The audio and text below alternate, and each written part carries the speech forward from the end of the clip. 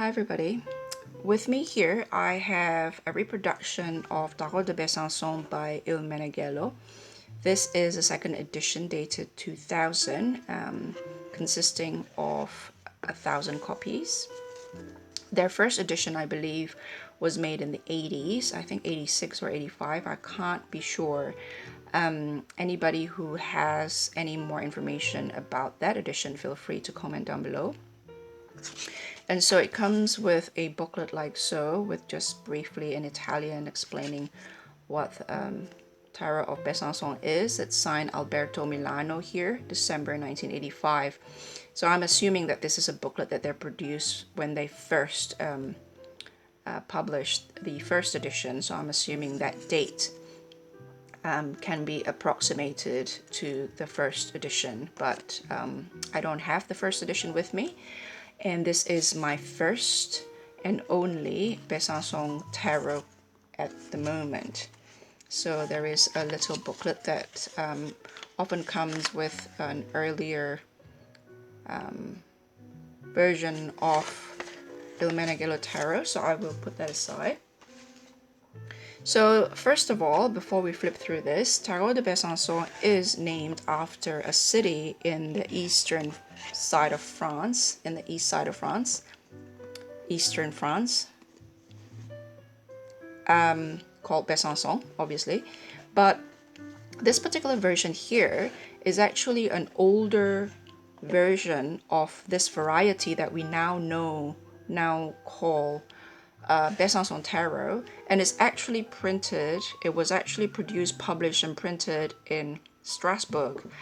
And so Strasbourg is further north from Besancon, adjacent to Germany, and in the eastern side of France. France is bordering with Switzerland towards the north side of the east side of France, and towards the southern side of the east side of France is Switzerland. And all of that region is heavily Protestant, at least at the time.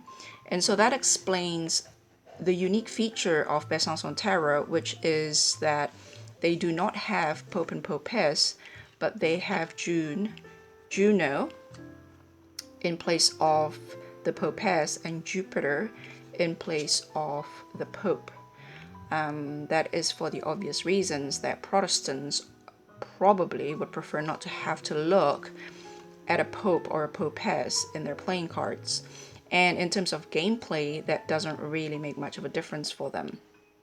And so the other interesting thing also is that this is the deck, not this particular version perhaps, but this particular variety, the best of the Besancon style tarot here, was the deck that was used by two of the tarot grandfathers, Gebelin and Comte de Mellet.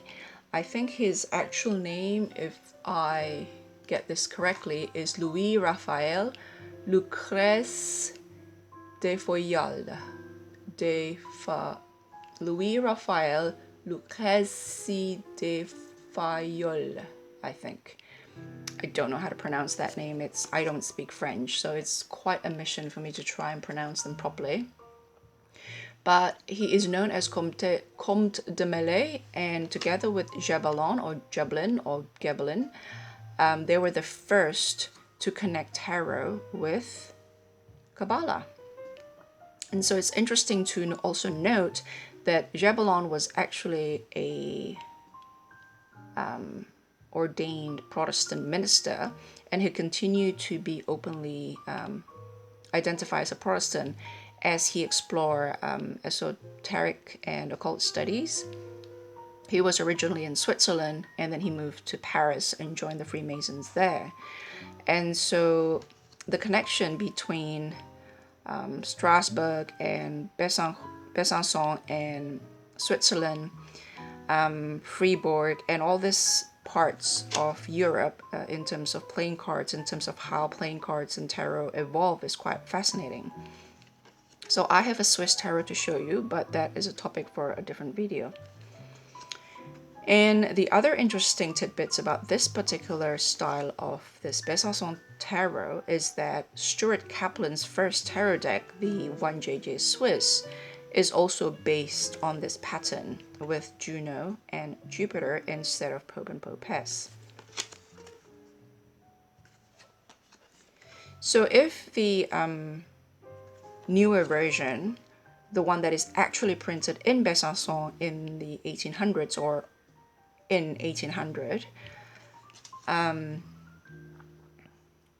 by Serge, is the one that is in the National Library in Paris, the Bibliothèque Nationale. This one here by Benois, that's actually printed and produced not in Besancon but in Strasbourg. I'm not quite sure where the original of this copy is. But this particular copy by Meneghello is an actual photographic facsimile. So what you see here is how it was in the museum, or how it was originally in 2000. So 18 years on, I would assume that things haven't changed as much. And so the gentle coloring and all that is potentially due to aging, where we can't be sure how it looked like originally in the 1700s.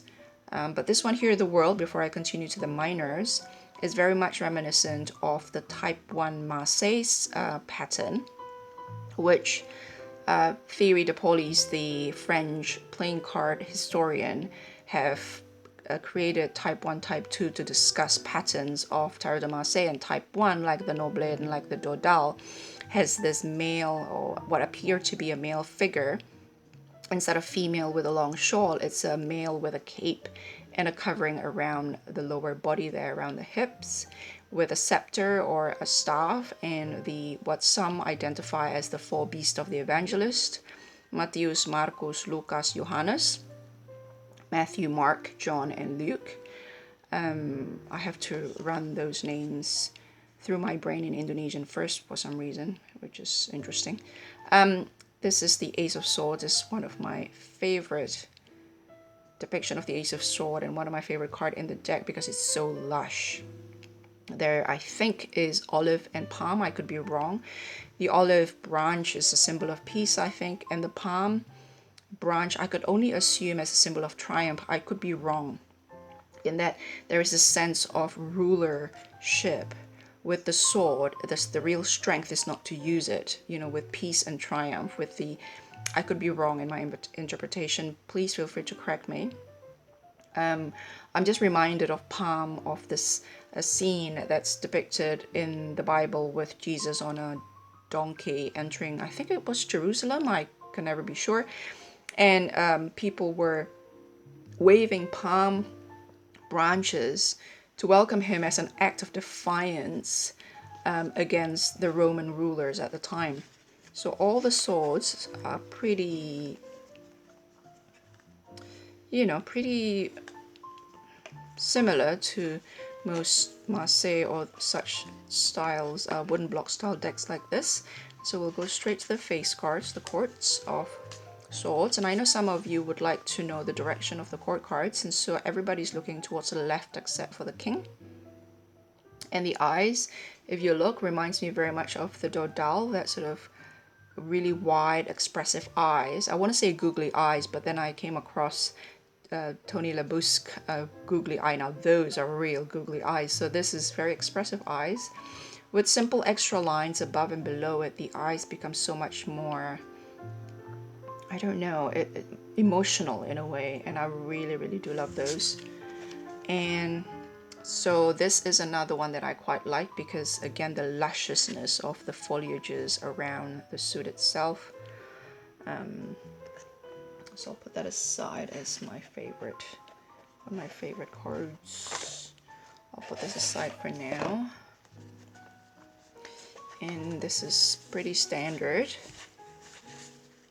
When I say standard, pretty much the same as most Marseille. This is not Marseille, this is Besancon. So the wands or stars of fire, everybody's looking towards the right this time for the suit of fire, or the suit of wands, or the suit of batons, stars. Now this is truly a favorite of mine because it's so different from the normal Marseille cups, which, as JJ was saying, this is usually more Gothic style like this. And this is very much, in my mind, very much of the romantic style of the early 1800s. And of course, or late 1700s, early 1800s. And this was, I think this was, there it is, Benois, Strasbourg. I believe this is 1720 or mid 1700s. So potentially not quite the romantic era, but approaching it, I suppose. This is very much, I suppose this is a bit more angular, very Gothic. So I really, this is just so pretty, so gentle, so curvaceous, so wispy compared to this very angular, very stark Gothic style on the right there that we usually see. So the Ace of Wands, the Ace of Swords, the Ace of Cups, and the Hermit is some of my most favorite ever cards in all of the historical decks that I've seen so far. So yeah, this is the one, I think 1720, I think. And the ones that were actually printed and produced in Besancon are actually about 80 years younger than this. So that's interesting. So this is the cups.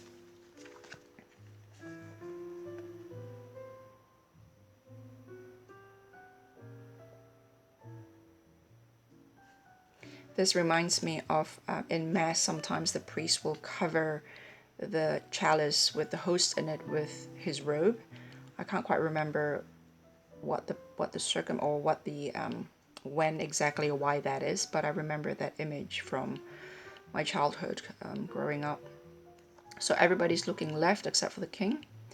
Now, I can't remember if I've already said this, but this is also the basis, this variety is also the basis of Stuart Kaplan's first tarot deck, which started the empire that is US Games, the 1JJ Swiss. So the 1JJ Swiss was also patterned after this pattern with Juno and Jupiter instead of Pope and Popess.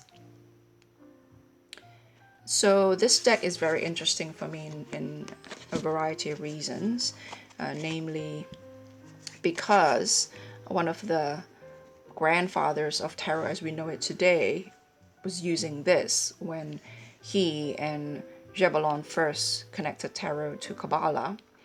And it is because this is the pattern of tarot that Stuart Kaplan started his empire on with 1JJ Swiss. It is because Juno and Jupiter is here instead of Pope and Popess, reflecting how Protestant the area of its birth was at the time, maybe still is.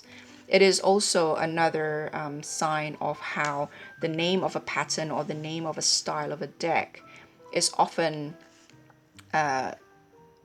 not quite what the deck is. Like this is Besancon, but it's actually printed in Strasbourg, for example. And Besancon is actually not a producer of this kind of deck, not until later. So it is interesting that the name Besancon is stuck. It is also interesting that the person who finally printed this in Besancon later on in 1800 was actually born in Strasbourg, which is where the Besancon tarot was actually started, in Strasbourg. So I thought that was quite fascinating. So this is the Besancon tarot. And if you are collecting historical decks, I highly recommend this for those reasons. If not, aesthetically speaking, just look at these guys and the Ace of Swords and the color and how gentle it is. Given that perhaps the gentle nature of the color and the wispiness is probably due to the aging process, we don't know, due to the passage of time. Either way, it just looks so beautiful. aesthetically speaking. And I love how the Hermit looks like a monk for me. It's something I can understand. It is part of my visual, spiritual vocabulary. It is part of a life I understand. And for some of us, finding decks which reflect our own understanding of life, of reality, of our memory of spirituality, our memory of cultural iconography that we can't identify with, is the rule rather than the exception. And the exception is once or twice we can see something in decks that we collect, that we use, a reflection of our own lives. And for me, Father Time isn't something that is part of my cultural upbringing, but Benedictine monks, yes, they are. So I quite like that personally. And of course, who can ignore this cup? Look at that cup. And not to mention the googly eyes. And of course, if you dislike Catholic imageries, there's no Pope and Popess. But historically, who can resist a deck that was used by one of the grandfathers of tarot who first connected tarot with Kabbalah? And who can resist a connection to the first ever deck that Stuart Kaplan of US Games produced? So there it is. I'll talk to you guys later. Bye.